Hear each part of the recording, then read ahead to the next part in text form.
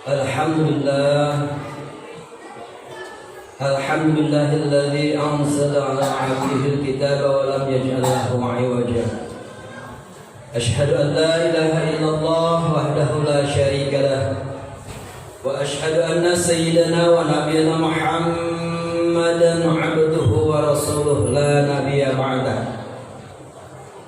Allahumma fashalli wa sallim ala habibikal karim Sayyidina wa habibina wa syafi'ina wa maulana Muhammadin Imamil anbiya wal muttaqin wa ala alihi wa sahbihi ajma'in amma ba'du.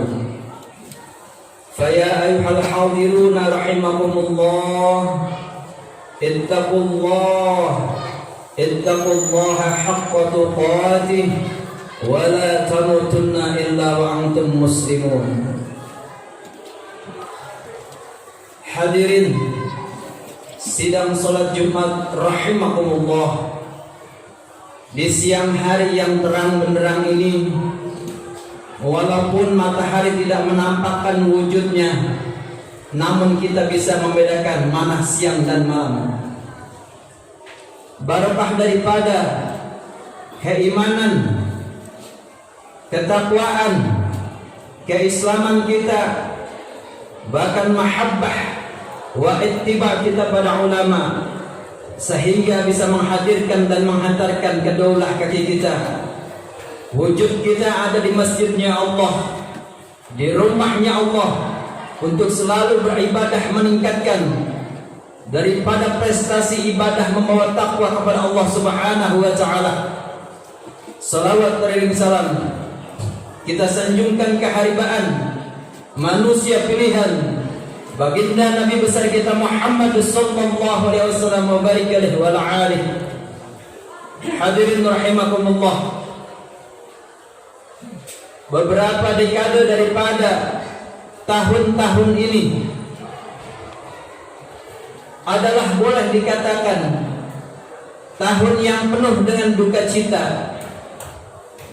Kenapa khatib katakan tahun yang penuh dengan duka cita?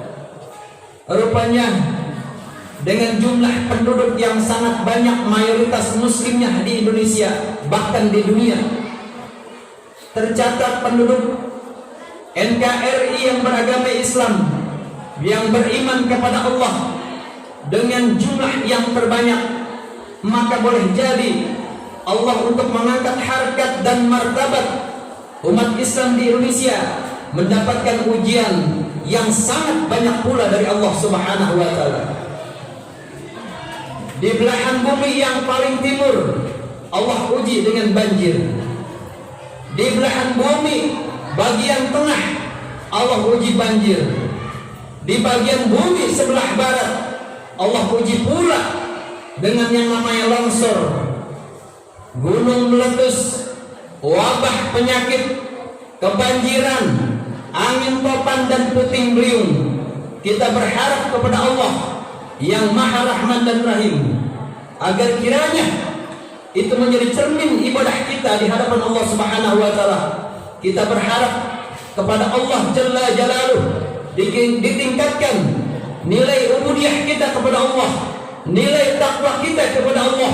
Bahkan kita berharap pula kita bisa berjumpa dengan kanjeng Rasulullah untuk dipersilakan masuk ke dalam surganya Allah, Jannatun Na'im, serta surga-surga yang lainnya berdasarkan tingkat daripada kualitas keimanan kita, kecintaan kita kepada Allah, cinta kepada Rasulullah, kepada keluarga, bahkan kepada agama yang hingga saat ini bersemayam di dalam tubuh kita yang lemah tanpa daya dan upaya kecuali daripada bimbingan Allah Subhanahu wa taala.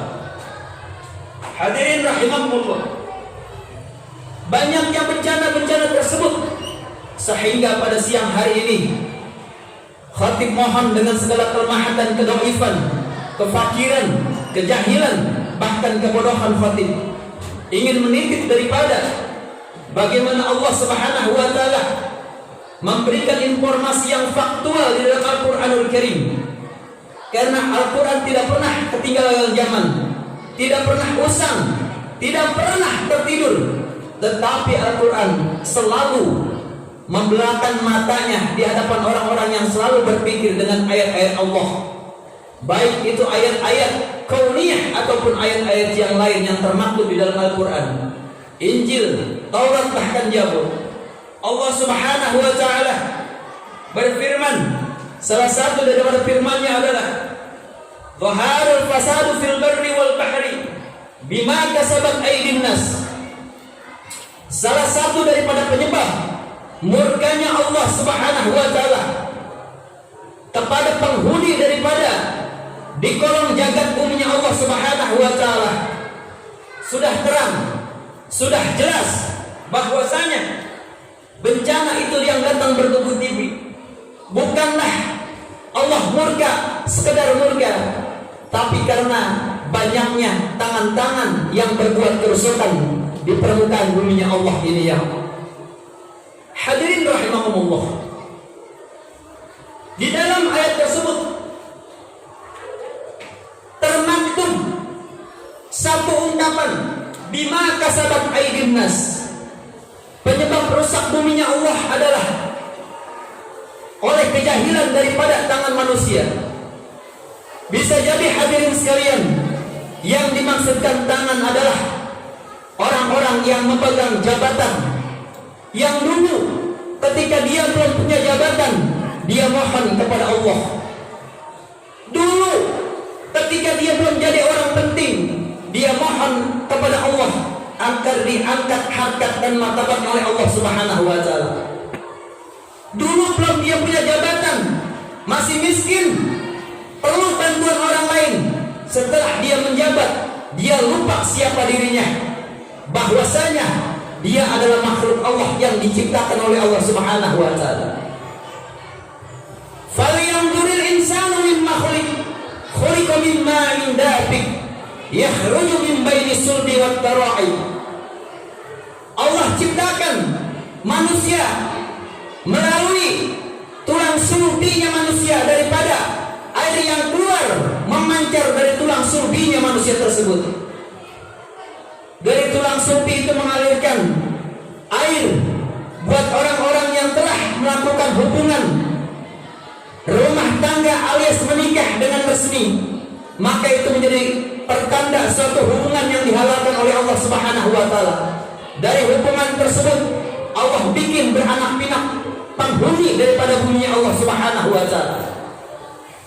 Hadirin rahimakumullah, rupanya setelah orang tersebut yang dahulu sangat miskin, tidak memiliki apa-apa, diangkat harkat martabatnya untuk menaiki jabatan, entah itu presiden, entah itu gubernur, entah itu kapolri, ataukah jenderal, atau siapakah dia lupa kepada asalnya. Hadirin sekalian, kalau dulu dia tidak memiliki apa-apa, la haula wala quwwata illa billahil aliyil azim, begitu harkat martabatnya diangkat oleh Allah, seolah-olah dia menjadi Tuhan di bumi itu sendiri, padahal dia adalah manusia. Inilah barangkali yang dimaksudkan akan datang suatu saat nanti para pemimpin-pemimpin yang zalim, yang mendurhakai daripada Allah Subhanahu wa Ta'ala. Kezaliman mereka menantang daripada murkanya Allah. Ketika Allah murka, boleh jadi karena para kekasihnya Allah didiskriminasi, dimasukkan penjara, diteror, bahkan dibunuh. Inilah yang mengundang daripada murkanya Allah Subhanahu wa Ta'ala.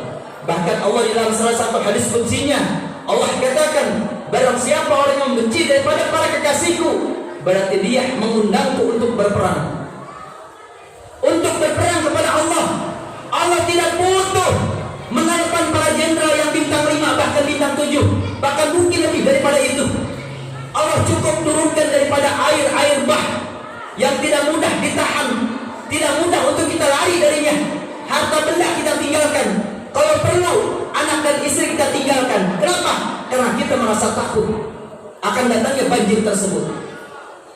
Kalau Allah murka, tidak perlu Allah beri pasukan yang gagah perkasa yang bisa menghancur luluh berantakan daripada bumi-buminya Allah. Cukup Allah kirimkan angin puting beliung, tentara yang tidak kelihatan oleh mata. Hadirin sekalian, sebagaimana Allah Subhanahu wa Ta'ala ketika terjadi perang Badar, pasukan Muslim yang cuma 313 melawan daripada tentara yang jumlahnya ribuan, ratusan bahkan ribuan. Tapi Abu Bakar As-Siddiq, "Ya Rasulullah, bersediakah engkau berdoa kepada Allah agar kita diberikan kemenangan?"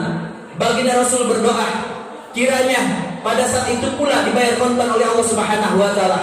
Bagaimana Jibril dengan pasukan langitnya menghancur dan meluluh lantakan pasukan Abu Jahal dan Abu Sufyan, sehingga dalam perang Badar tersebut pasukan Muslim diberikan kemenangan. Hadirin sekalian, lalu apakah hadirin sekalian, ketika bencana tersebut datang meluluh lantakan bagian-bagian daripada bumi NKRI yang kita cintai, kita berdiam diri? Tidak, hadirin sekalian.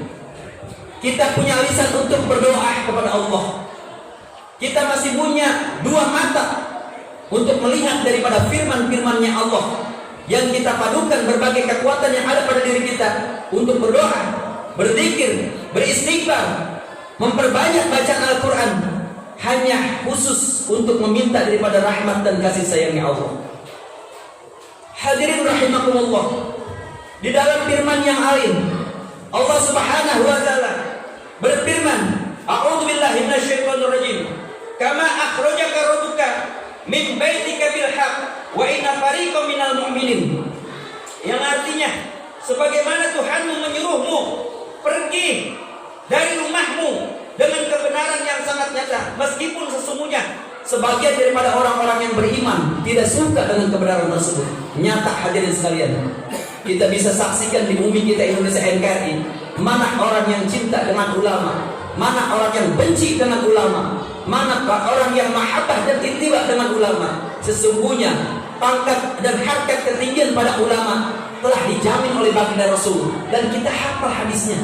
Tetapi kenapa kita tidak melaksanakan itu? Al-ulama warasatul anbiya. Sesungguhnya ulamalah pewaris daripada anbiya wal mursalin. Tidak diberikan kepada yang lain. Kenapa tidak diberikan kepada yang lain? Karena ulama-ulama itu memiliki tindak tanduk kehidupan di hari-hari lebih daripada kita. Mata mereka jarang terpejam di malam hari, malam laksana siang. Mata mereka selalu terbuka untuk melihat ayat Allah. Akal pikiran mereka selalu berpikir bagaimana supaya ayat-ayat Allah bisa dibumikan, bisa diterjemahkan, bisa ditafsirkan, bisa diamalkan di bumi yang sangat luas ini, hadirin sekalian. Jadi hadirin, kalaulah orang-orang yang bertitel sebagai ulama sudah sangat jelas kedudukannya. Bahkan Rasul menambahkan, ulama ummati kan nabi Bani Israel. Ulama-ulama di zamanku, kata Rasulullah, ketinggian pangkatnya seperti nabi-nabi bangsa Israel. Kita lihat Imam Al-Ghazali mengarang Ihya Ulumuddin di dalam penjara. Kita lihat Buya Hamka mengarang tafsir Al-Manar di dalam penjara, hadirin sekalian. Apakah buta mata hati kita, hadirin sekalian? Allah hadirkan orang-orang yang mulia yang bisa menerangi daripada bumi ya Allah, yang menerangi mereka tubuhnya laksana matahari. Di saat kita jahil dan bodoh, mereka datang menyelamatkan kita, tapi mereka kita benci, hadirin sekalian. Kita teringat, bahkan kita buka di dalam surat Al-Kahfi, betapa jelas kehadiran para ulama. Bukan hanya sekarang, dulu pun mereka selalu digunjing, diteror, dikejar-kejar, dibunuh oleh orang-orang yang tidak bertanggung jawab, hadirin sekalian. Ashabul Kahfi, 7 pemuda yang menantang Dikyanus daripada kekafirannya, daripada kesombongannya untuk menjadi seorang Tuhan, padahal dia adalah manusia. Jadi hal itu bukan sesuatu yang baru, hadirin sekalian. Kita berdoa kepada Allah Jalla Jalaluhu yang Maha Rahman dan Rahim, agar kiri kita yang lemah ini ditetapkan istiqomah dalam memegang daripada iman dan Islam yang ada pada diri kita. Walaupun barangkali iman kita hanya selembar daripada kulit bawang yang sangat tipis dan transparan, tapi dengan ketipisan itu kita berbangga. Kita dipilih sebagai orang-orang yang duduk, berjalan, berdiri, berbaring, makan dan minum, tapi kita disertai iman, Islam, keyakinan yang tinggi kepada kepada Allah Subhanahu wa ta'ala. Hadirin rahimakumullah, terakhir kali khatib sampaikan salah satu daripada indahnya mutiara baginda Rasulullah sallallahu alaihi wasallam. Beliau katakan, ya'ti 'alan nasi, ya'ti 'ala ummati zamanun yafirruna minal ulama wal fuqaha. Akan datang suatu saat nanti pada umatku, mereka akan lari daripada ulama dan para fuqaha. Hadirin sekalian, ini jawaban yang sangat jelas buat kita hadirin sekalian. Betapa resiko menjadi orang untuk menerangi daripada agama-agama Allah ini bukanlah sesuatu yang sangat ringan. Di hadis yang lain baginda Rasul katakan, semakin kuat kita berpegang teguh kepada agama Allah, maka tak ubahnya kita sedang menggenggam daripada bara api. Ketika panas kita pegang, maka bara api itu akan padam. Semakin kita pegang, maka Allah naikkan harkat dan martabat kita di hadapan Allah Subhanahu wa ta'ala. Kita bukan ulama, kita bukan kiai, kita bukan habaib, kita bukan ustaz, tapi insya Allah di dalam hati kita Allah tanamkan ittiba' wal muhabbah, ittiba' wal mahabbah ilal ulama warasatil anbiya. Barakallahu li wa lakum fil Qur'anil azim wa nafa'ani wa iyyakum bima fihi minal ayati wa dzikril hakim wa taqabbal minni wa minkum tilawatahu innahu huwas samiul alim. Aqulu qawli hadza astaghfirullahal azim li wa lakum wa lisairil muslimin wal muslimat wal mu'minin wal mu'minat. Astaghfirullahal azim wa la dzikrullahi akbar wallahu ya'lamu ma tasna'un.